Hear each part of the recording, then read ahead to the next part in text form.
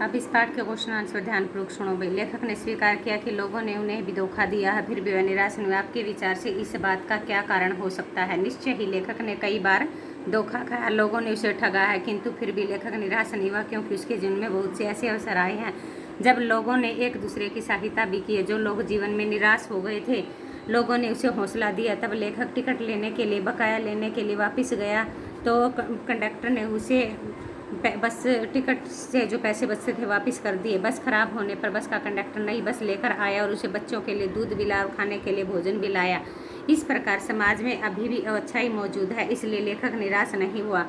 Second question ध्यानपूर्वक देखो भी। समाचार पत्रों, पत्रिकाओं, टेलीविजन पर आपने ऐसी घटनाएं सुनी देखी होंगी जिसमें किसी लालच से दूसरों की सहायता की हो, ईमानदारी से काम किया हो। ऐसे समाचार पत्रों पर कम से कम 2 घटनाओं पर अपनी टिप्पणी लिखें।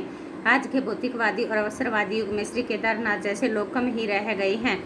उसने यौवन काल में ही घर बार का त्याग कर दिया था और अनाथ बच्चों की सहायता करने लगा था। अनाथ बच्चों की सहायता के लिए उन्हें उन लोगों की ज़रूरतों को पूरा करता रहा।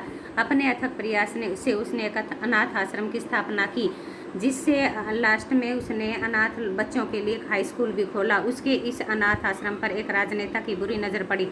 वह आश्रम के नाम पर मिलने वाली सरकारी ग्रांट को स्वयं हड़प जाना चाहता था और केदारनाथ को बदनाम कर देना चाहता था। लेकिन केदारनाथ ने हार नहीं मानी और उसने आश्रम के बच्चों के लिए पूरी ईमानदारी के साथ लड़ाई की और लास्ट में उस अनाथ आश्रम को अनाथ बच्चों के लिए बचा लिया। दूसरी टिप्पणी। समाज में अभी भी दीन दुखियों की सहायता करनी चाहिए। यदि हम सहायता नहीं करेंगे तो सहायता करने वाले हमें दीन दुखियों की पूरी दिल से ईमानदारी से सहायता करनी चाहिए। अनेक बाधाओं में उनका सामना करके उनकी रक्षा करनी चाहिए। हर कदम पर उनका सहयोग देना चाहिए।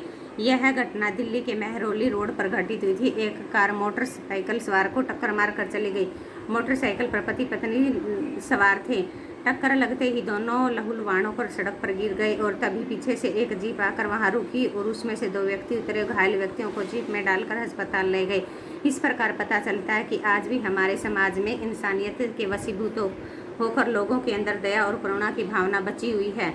थर्ड क्वेश्चन ध्यानपूर्वक देखो भाई। लेखक ने अपने जीवन काल की किन 2 घटनाओं में रेल के टिकट बाबू और बस के कंडक्टर की अच्छाई ईमानदारी की बात का वर्णन किया है? आप भी अपने किसी परिचित के साथ हुई घटना के बारे में बताइए। ईमानदारी और अच्छाई के कार्य। जिसने ईमानदारी और अच्छाई के कार्य किए हों।